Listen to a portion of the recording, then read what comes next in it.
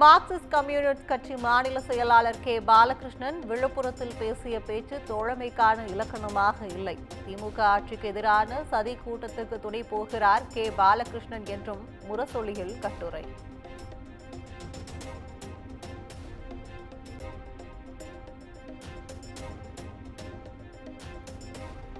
வேலூரில் அமைச்சர் துரைமுருகனுக்கு சொந்தமான கல்லூரியில் 44 மணி நேரத்திற்கு மேலாக நடைபெற்று வந்த சோதனை நிறைவு. கணினி ஹார்ட் டிஸ்க், வங்கி பரிவர்த்தனை உள்ளிட்ட ஆவணங்களை பறிமுதல் செய்து எடுத்து சென்ற அமலாக்கத்துறையினர்.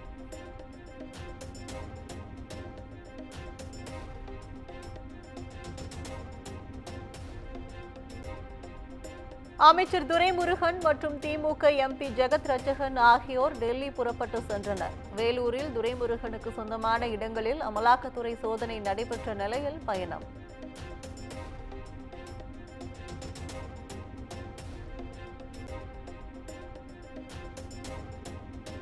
அண்ணா பல்கலைக்கழக மாணவி வன்கொடுமை வழக்கு தொடர்பாக தவறான தகவல்களை பரப்ப வேண்டாம் என தமிழக டிஜிபி அறிவுறுத்தல். ஞானசேகரன் சார் ஒருவரிடம் பேசியதாக பாதிக்கப்பட்ட பெண் சிறப்பு புலனாய்வு குழுவிடம் கூறியதாக வெளியான தகவல் உண்மை அல்ல எனவும் விளக்கம்.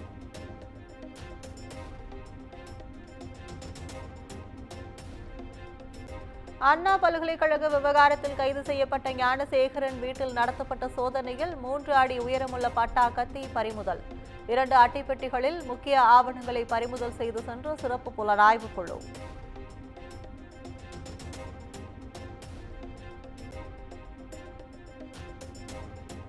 ஞானசேகரனின் செல்போனில் இருந்த ஆபாச வீடியோக்களின் அடிப்படையில் மேலும் சில பெண்களை அடையாளம் கண்ட சிறப்பு புலனாய்வு குழு. பாதிக்கப்பட்டவர்களிடம் புகாரை பெற திட்டம் என தகவல்.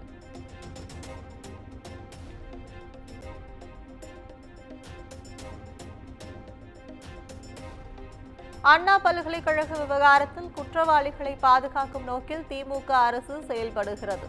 வழக்கை திசை திருப்பும் முயற்சியில் காவல்துறை ஈடுபடுவது உறுதியாக தெரிவதாக அண்ணாமலை எக்ஸ் தளத்தில் பதிவு.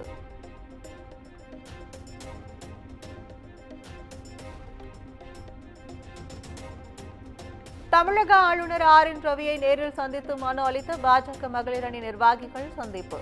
அண்ணா பல்கலைக்கழக மாணவி வழக்கில் சிபிஐ விசாரணை தேவை எனவும் வலியுறுத்தல்.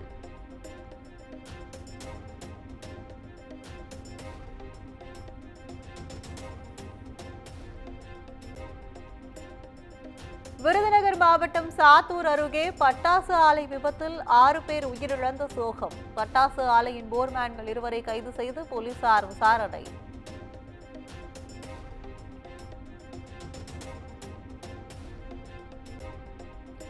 பட்டாசு ஆலை வெடி விபத்தில் உயிரிழந்தவர்களின் குடும்பத்தினருக்கு முதலமைச்சர் மு.க.ஸ்டாலின் இரங்கல். உயிரிழந்தவர்களின் குடும்பத்தினருக்கு தலா 4 லட்சமும் காயமடைந்தவர்களுக்கு தலா 1 லட்சமும் வழங்க உத்தரவு.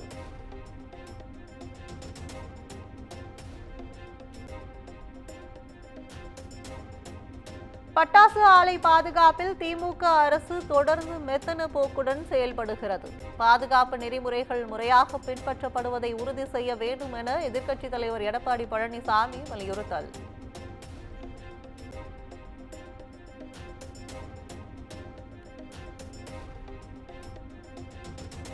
இரண்டாயிரத்து 25ஆம் ஆண்டின் முதல் சட்டப்பேரவை கூட்டம் ஆளுநர் உரையுடன் நாளை தொடக்கம். வேங்கை வயல் மற்றும் அண்ணா பல்கலைக்கழக வன்கொடுமை விவகாரங்கள் குறித்து பேச விசிக சார்பில் கவன ஈர்ப்பு தீர்மான நோட்டீஸ்.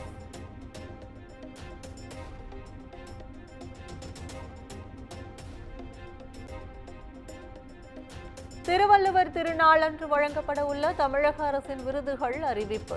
கவிஞர் கபிலனுக்கு மகாகவி பாரதியார் விருது, விசிக எம்பி ரவிக்குமாருக்கு அண்ணல் அம்பேத்கர் விருது வழங்கப்பட உள்ளதாக தகவல்.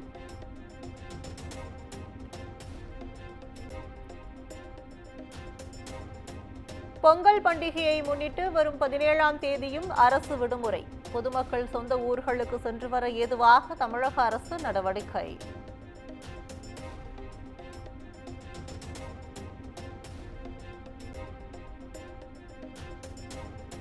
பொங்கல் பண்டிகையையொட்டி இயக்கப்படும் சிறப்பு ரயில்களுக்கான டிக்கெட் முன்பதிவு இன்று தொடக்கம்.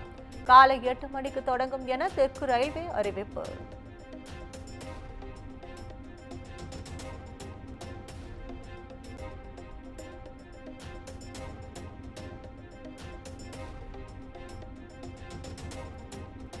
விழுப்புரம் மாவட்டம் விக்கிரவாண்டி அருகே கழிவுநீர் தொட்டியில் விழுந்து சிறுமி உயிரிழந்த விவகாரம். தனியார் பள்ளியின் முதல்வர் மற்றும் தாளாளரை வரும் 10ஆம் தேதி வரை நீதிமன்ற காவலில் வைக்க நீதிபதி உத்தரவு.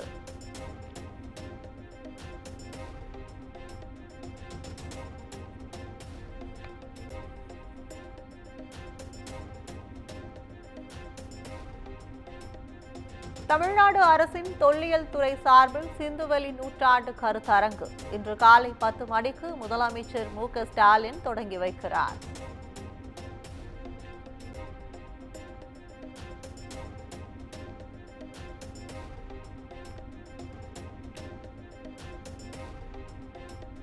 நீலகிரி மாவட்டம் உதகை அருகே கரடி தாக்கி தொழிலாளி உயிரிழந்த சம்பவத்தால் பொதுமக்கள் அச்சம். கரடியை பிடிக்க 7 இடங்களில் கேமரா மற்றும் கூண்டு அமைத்து வனத்துறை கண்காணிப்பு.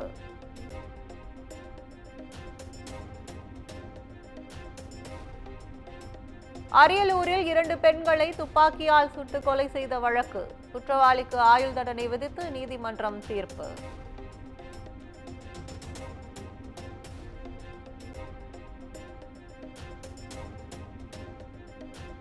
நடை மேம்பாலம் அமைக்கும் பணியின் காரணமாக தாம்பரம் கடற்கரை இடையே இன்று காலை 7 மணி முதல் மாலை 4 மணி வரை மின்சார ரயில் சேவை ரத்து.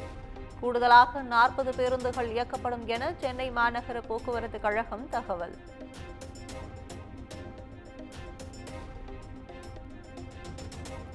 தஞ்சை மாவட்டம் பட்டுக்கோட்டை அருகே இளைஞருக்கு அரிவாள் வெட்டு. அத்தை மகளை காதலித்ததற்காக அரிவாளால் வெட்டிய நபர் ஜாமீனில் வெளியே வந்த நிலையில் பழிக்கு பழியாக நடந்த சம்பவம்.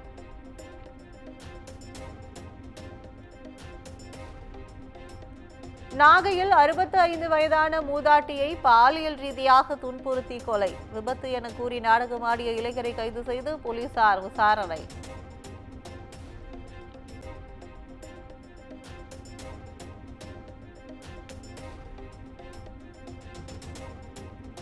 PSLV-60 ராக்கெட்டுடன் அனுப்பப்பட்ட காராமணி விதையை 4 நாட்களில் முளைக்க வைத்து இஸ்ரோ சாதனை. விண்வெளியில் தாவரங்கள் வளர்ப்பது குறித்த ஆய்வு வெற்றி எனவும் நிகழ்ச்சி.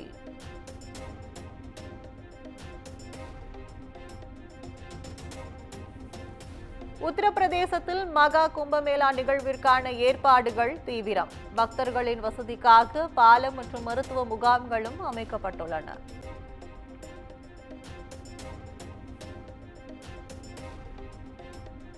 இமாச்சல பிரதேச மாநிலம் ரோக்ரு அருகே வனப்பகுதியில் பயங்கர காட்டுத்தீ. மெகதலி பகுதியில் ஏற்பட்ட காட்டுத்தீயின் ட்ரோன் காட்சிகள் வெளியீடு.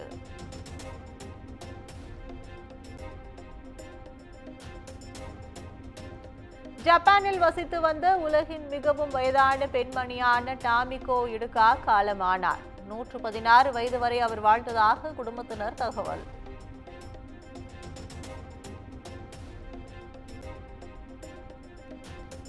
ஆபாச பட நடிகைக்கு டொனால்ட் ட்ரம்ப் பணம் கொடுத்த வழக்கு. வரும் 10ஆம் தேதி ட்ரம்பின் தண்டனை விவரத்தை அறிவிக்கிறது மன்ஹாட்டன் நீதிமன்றம்.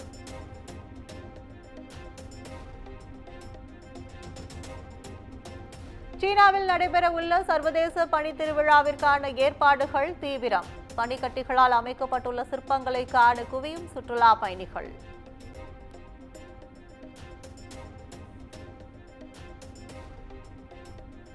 இந்திய கிரிக்கெட் வீரர் யுஸ்வேந்திர சாகல் மற்றும் தனஸ்ரீ தம்பதி விவாகரத்து செய்ய இருப்பதாக தகவல். இருவரும் தனித்தனியாக வசித்து வரும் நிலையில் முடிவு.